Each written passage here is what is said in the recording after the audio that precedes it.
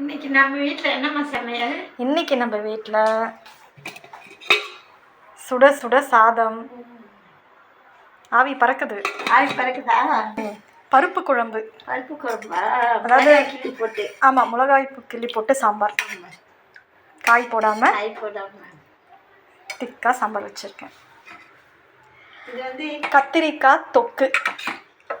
எண்ணெய் கத்திரிக்காய் கத்திரிக்காய் தொக்கு. அடுத்து கேரட் பொரியல். வழக்கம் போல் அப்பளம், மோர் மிளகாய். இன்னைக்கு இதான் ஸ்பெஷல். சாப்பிடலாமா? சாப்பிட்டேன்.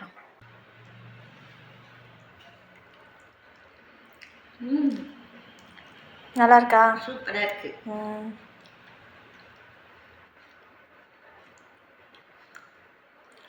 கத்திரிக்காய் கிரேவி. கத்திரிக்காய் செம்ம டேஸ்ட்டு. செம்ம டேஸ்டா?